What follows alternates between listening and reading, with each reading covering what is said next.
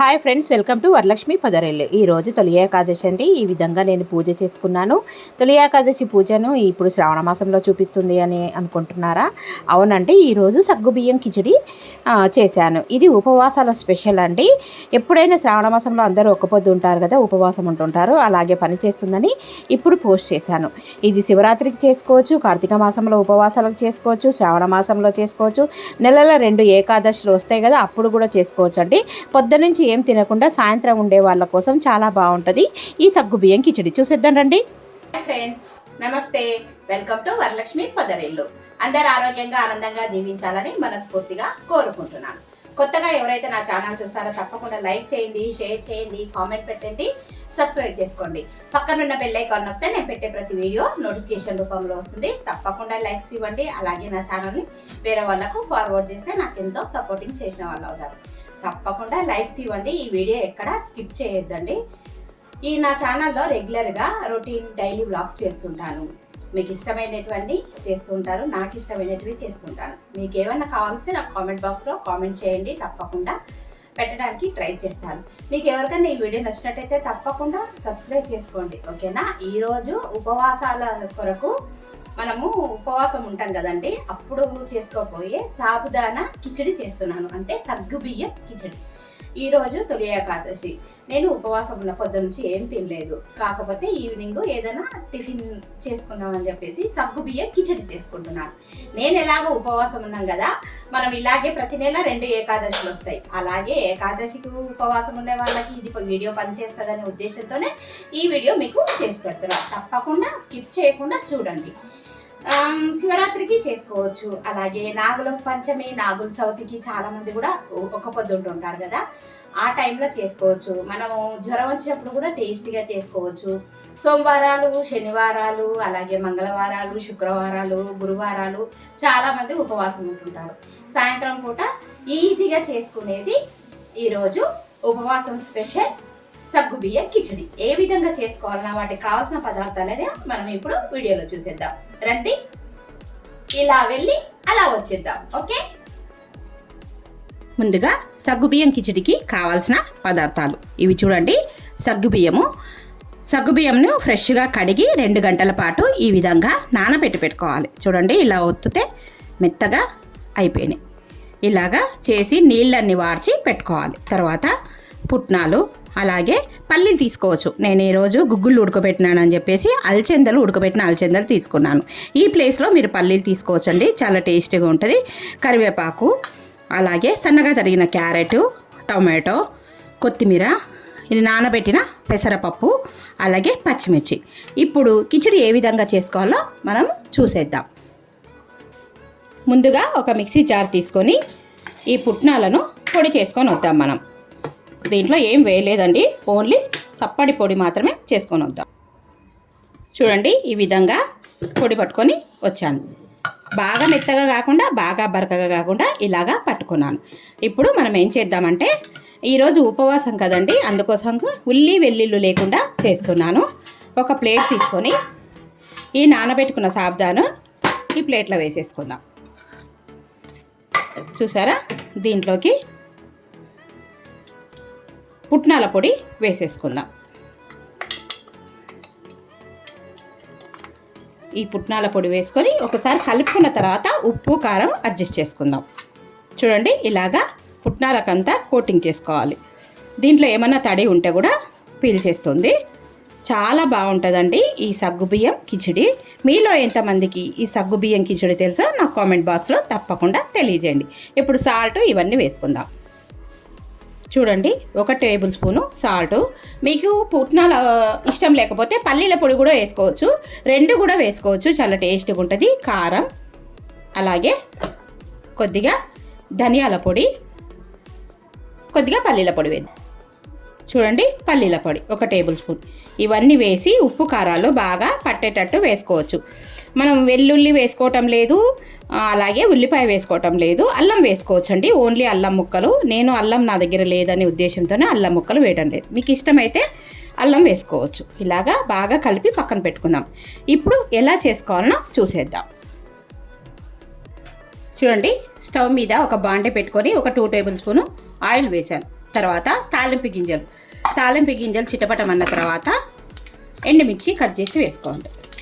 చూడండి ఈ విధంగా ఎండుమిర్చి వేసుకున్న తర్వాత పచ్చిమిరపకాయలు, అలాగే సన్నగా తరిగి పెట్టుకున్న క్యారెట్, కరివేపాకు ఇవి కొద్దిగా వేగిన తర్వాత ఈ పెసరపప్పు వేసుకుందాం. చాలా టేస్టీగా ఉంటుందండి ఈ కిచిడి.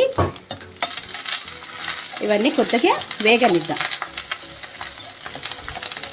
మనము సగ్గు బియ్యంలోనే అన్నీ వేసుకున్నాం కదా, ఉప్పు కారము. ఇంక ఇప్పుడు ఏం అవసరం లేదండి. దీంట్లో తాలింపులో అల్లం ముక్కలు మీకు నచ్చితే వేసుకోవచ్చు. అలాగే నానబెట్టిన పెసరపప్పు చాలా టేస్ట్ కిచిడి కదా, మనం సగ్గు బియ్యం కిచిడి కనుక పెసరపప్పు కంపల్సరీ ఉండాలి. ఇది నానబెట్టింది కొద్దిగా వేగితే పంటి కింద అక్కడక్కడ తగులుతూ ఉంటే చాలా అద్భుతంగా ఉంటుంది. ఒకసారి వేయిద్దాం. ఇప్పుడు చూడండి ఇవి మగ్గిపోయాయి కదా. అలాగే అలచెందలు ఇవి ఉడకబెట్టుకునేటివి. ఈ ప్లేస్లో పల్లీలు వేసుకోవచ్చండి. మీకు టొమాటోలు అన్నీ వేసి బాగా కలుపుకుందాం. చాలా సూపర్గా టేస్టీగా ఉంటుందండి ఈ సగ్గుబియ్యం కిచిడి. పిల్లలు పెద్దలు లంచ్ బాక్స్కు తీసుకెళ్ళచ్చు. పిల్లలు స్నాక్గా కూడా ఈవినింగ్ ఇంటికి వచ్చేటప్పుడు అప్పటికప్పుడు కూడా మనము చేసి పెట్టొచ్చండి. చుట్టాలకు కూడా చాలా ఇది. మీకు చిమ్మి ఆన్ చేసినా కదా సౌండ్ వస్తుండొచ్చు. కొద్దిగా చూడండి పసుపు వేసుకుందాం. పసుపు వేసుకొని బాగా కలుపుకుందాం.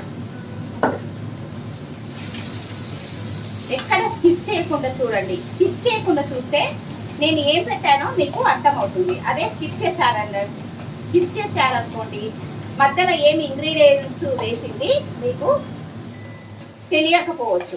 అందుకోసానికి ఎక్కడ స్కిప్ చేయకుండా చూడండి. ఎంత మంచి వాసన వస్తుంది తెలుసా, చాలా బాగుంటుంది ఈ కిచిడి. ఇప్పుడు టొమాటోలు, పచ్చిమిరపకాయలు అలాగే ఇవన్నీ వేసి వేగిపోయింది.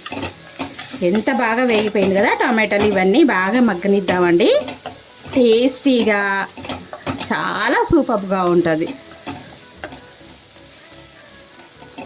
ఇవన్నీ ఇప్పుడు అయిపోయినాయి కదా. మనం ఇంతకుముందు ఉప్పు కారం పల్లీల పొడి అది పుట్నాల పొడి కలుపుకున్నాం కదా.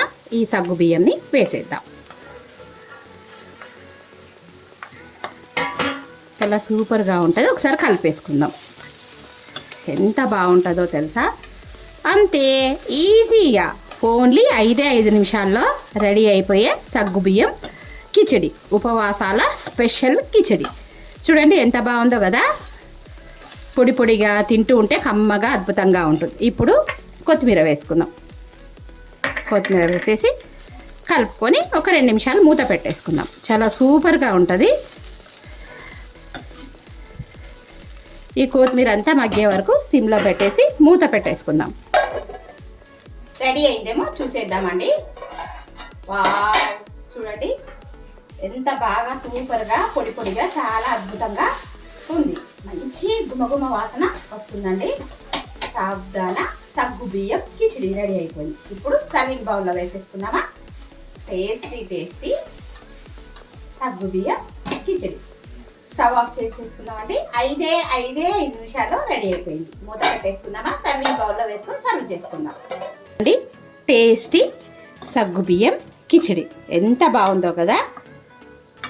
ఎక్కడ ముద్దగా కాకుండా సూపర్గా చక్కగా ఉడికిపోయింది. ఇలా అంటే మెత్తగా ఉడికిపోయింది. చూడండి ఇప్పుడు సర్వింగ్ బౌల్లో వేసుకొని సర్వ్ చేసుకుందాం.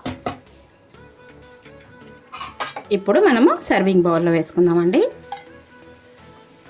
దేవుడికి కూడా నైవేద్యం పెట్టేశాను. ఈరోజు తొలి ఏకాదశికి ఇలా చేసుకుంటున్నాను. నాకు మీకు వీడియో చేయాలని గుర్తొచ్చేసిందండి. అందుకోసానికి దీంట్లో ఇష్టమైతే లెమన్ పిండేసుకోవచ్చు. నాకేం అవసరం లేదని చెప్పేసి నేనేం పిండుకోవడం లేదు. ఇక్కడ ఇదే బౌల్లో దేవుడికి నైవేద్యం పెట్టేస్తాను.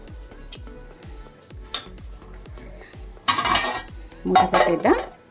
ఇప్పుడు టేస్ట్ చేద్దాం ఎలా ఉందో. చూడండి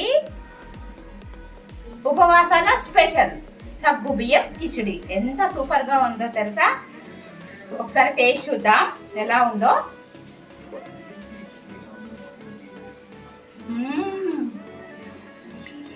ఎంత హాయిగా ఉందో, కమ్మగా ఉంది. నోట్లో వేసుకుంటే చాలా అద్భుతంగా చాలా బాగుందండి. మీరు కూడా చేసుకొని తిని ఎలా ఉందో నా కామెంట్ బాక్స్లో తప్పకుండా తెలియజేయండి. నిమ్మకాయ పిండుకొని చాలా టేస్టీగా ఉంటుంది. వీడియో నచ్చినట్టయితే తప్పకుండా లైక్ చేయండి, షేర్ చేయండి, కామెంట్ పెట్టండి, సబ్స్క్రైబ్ చేసుకోండి. Thank you for watching. Thank you for your time. మరో మంచి వీడియోతో మీ ముందుంటాను. బాయ్.